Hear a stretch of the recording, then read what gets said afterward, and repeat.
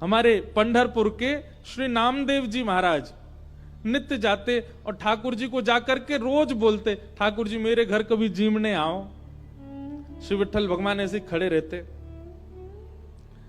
नामदेव जी रोज जाते, बोले मेरी मैया इतना बढ़िया प्रसाद बनाती है, ठाकुर जी जीमने आओ।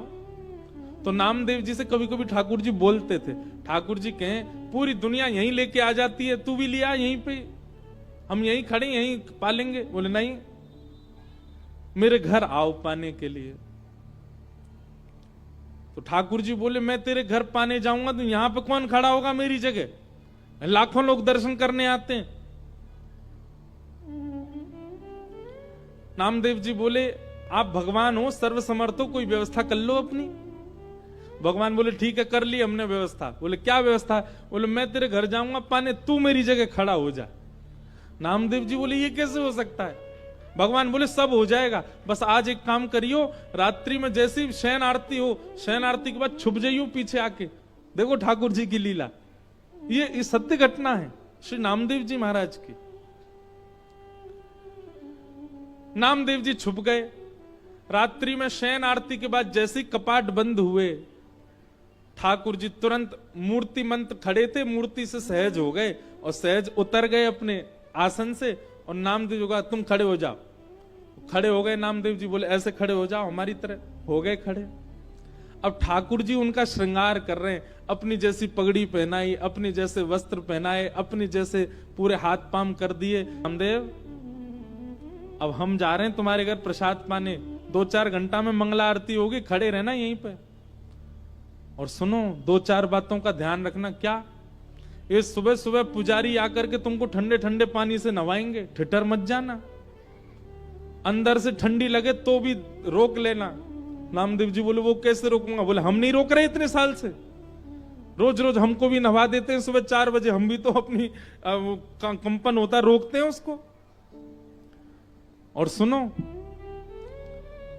फिर दूध से नवाएंगे तुमको, उसके बाद शहद डालेंगे तुम्हारे ऊपर।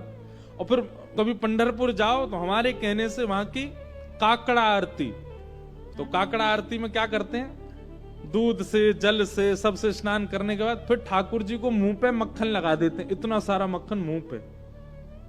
तो ठाकुर जी बोले स्नान आदि के बाद तुम्हारे मुंह पे मक्खन लगाया जाएगा, तुम्हारा मन तो करेगा कि मैं खा लूं, लेकिन जीभ निकालना नहीं बाहर, उसको लगे ही रहने देना।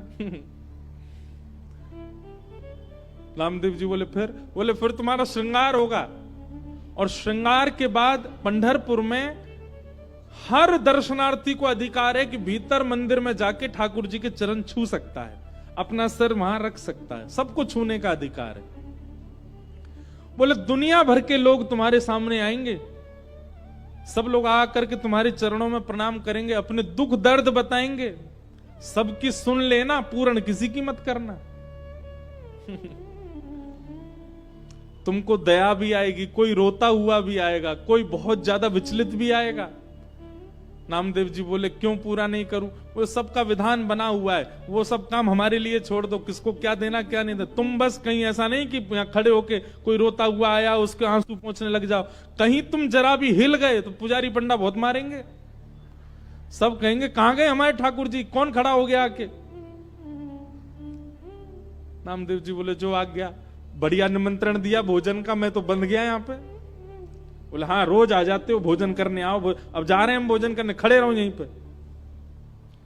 और श्री पंडरीनाथ श्री साक्षात द्वारिकाधीश अर्धरात्रि में नामदेव के घर गए, अकेले। द्वार खटखटाया, मां अंदर से चिल्लाती हुई ए नामा, पूरे दिन मंदिर में पड़ा रहता, आधी रात में आता, सब सो रहे हैं यहां पर। जैसे ही द्वार खोल करके देखा, आहा, सुंदर श्री पंडरीनाथ भगवान द्वार पर खड़े हैं, स्वर्ण का मुकुट पहना है, स्वर्ण के आभूषण पहने हैं, कंधे पर हाथ रख करके मधुर कटाक्ष नेत्र हैं ठाकुर जी के, मंद मंद मुस्कुरा रहे हैं। नामदेव जी की माता जी तो विट्ठल, हाँ मैया मैं ही आया हूं विट्ठल।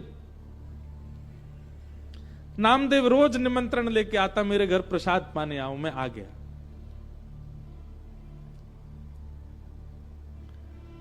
नामदेव जी की माता जी ने चूल्हा रात में चेताया, खूब बढ़िया बढ़िया प्रसाद बना करके ठाकुर जी को अपने हाथ से पवाया। इतने में घंटे घड़ियाल बजने लगे, 3:30-4 बज गए, सुबह के मंगला आरती का समय हुआ। ठाकुर जी ने कहा मैया जल्दी करो। बोले क्या हो गया? अब आपको मंगला में जाना है? बोले मंगला में अब मैं तो व्यवस्था करके आया हूं वहां पे, लेकिन मुझे आज तक तो मैं दर्शन देता था काकड़ा आरती में, मंगला आरती में, आज मैं दर्शन करने जाऊंगा। मैया बोली क्या करूं? बोले काली सौल लेके आओ। और मैया सौल लेके आई। ठाकुर जी ने अपने मुकुट उकुट उतार करके, आभूषण उतार करके, और काली सौल में बढ़िया स्वयं को लपेट लिया, किसी को पहचान में नहीं आवे। कारे कारे तो ठाकुर जी हैं, काली सौल और ओढ़ ली। अब तो निकल पड़े, दौड़ के जा रहे हैं देखने के लिए नामदेव कैसा लग रहा है मेरे स्थान पर खड़ा होके। दर्शनार्थी लाइन लगा करके खड़े थे, उन्हीं में ठाकुर जी खड़े हैं और दूर से ही निहार रहे हैं। नामदेव जी चुपचाप नेत्र बंद करके, हाथ बिल्कुल कमर पर, जैसे पंडरीनाथ भगवान खड़े होते हैं बिल्कुल वैसे ही खड़े हैं। और ठाकुर जी दूर से ही देख करके नामदेव की बलियां ले रहे हैं। आहा मेरो नामा कितना अच्छा लग रहा है। गर्भगृह में जैसे ही ठाकुर जी पहुंचे, ठाकुर जी के आते ही नामदेव जी को पता चल गया कि ठाकुर जी आए हैं। सो नामदेव जी मन में सोचे सब प्रणाम कर रहे हैं, कि ठाकुर जी प्रणाम नहीं कर ले मुझको, मैं कैसे रोक पाऊंगा? ठाकुर जी प्रणाम कर रहे हैं। ठाकुर जी गए, नामदेव जी को देखा, नामदेव जी को देख करके जैसे ही नीचे सर झुकाया, नामदेव जी के नेत्रों से आंसू गिरने लगे। नाथ ही कैसी लीला कर रहे हो आप? बलैया लेने लगे। अद्भुत हैं बंधुओं ठाकुर जी। ठाकुर जी जैसा प्रेम कौन कर सकता है? अपने भक्त को अपने स्थान पर खड़े होकर उसके दर्शन करने आए हैं। पहले तो खूब बलैया ली, और फिर उसके बाद ठाकुर जी बोले ए नामा तुझे नोच के भाग जाऊं? तू जोर से चिल्लाएगा, पंडित पुजारियों को पता चल जाएगा। नामदेव जी बोले ऐसा मत करो, मैं किसी को बताऊंगा कि आपने मुझे खड़ा किया, कोई मानेगा और नहीं। ठाकुर जी चिढ़ा रहे हैं नामदेव जी को, नामदेव जी घबरा रहे हैं। ऐसी लीला, इसको कहते हैं रास। क्या कहते हैं? रास। ये लीलाएं जब ठाकुर जी आपके लिए सहज हो जाते हैं, ठाकुर जी आपको प्रायोरिटी देने लग जाते हैं, ठाकुर जी आपके लिए यह भूल जाते हैं कि वे परमात्मा हैं, इसको कहते हैं रास।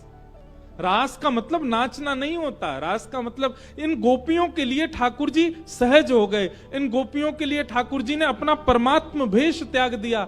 इन गोपियों के लिए ठाकुर जी सरल बन गए, दीन बन गए, इसीलिए उसको रास बिहार कहा। गोपियां अपने अपने घरों में, ये गोपियां सामान्य नहीं है बंधुओं, ये त्रेता युग के समस्त दंडकारण्य वन के संत हैं, जो राम जी से मिलने की प्रतीक्षा कर रहे थे। तब हनुमान जी ने जाकर के इनसे कहा आप सब लोग प्रतीक्षा मत करो, केवल राम जी का चिंतन करते करते अपने देह का त्याग करो। आप सब संत ही द्वापर में ब्रज में गोपी बनकर के प्रकट होगे, तब राम जी कृष्ण बन के आएंगे और आप सबके साथ रास बिहार करेंगे। आप सबको वो सुख प्रदान करेंगे जो एक प्रियतम प्रियतमा का होता है।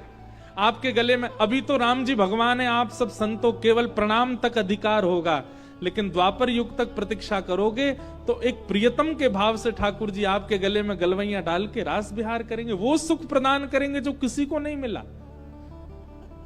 तब से दंडकारण्य वन के संत वही द्वापर में ब्रज की गोपी बनकर के आए, और जैसे ही कृष्ण प्रकट हुए नंदरानी के भवन में, गोपियों ने जैसे ही श्री कृष्ण को देखा, नन्हे से कन्हैया को देखते ही सब गोपियों को याद आ गया कि अरे हम तो पूर्व जन्म के संत हैं और ये साक्षात राम जी ही कृष्ण बनकर के आए हैं हमारे साथ रास बिहार के लिए। अब सब गोपियां प्रतीक्षा कर रही हैं ये कब उस भाव में आएंगे कि हमारे साथ रास करें।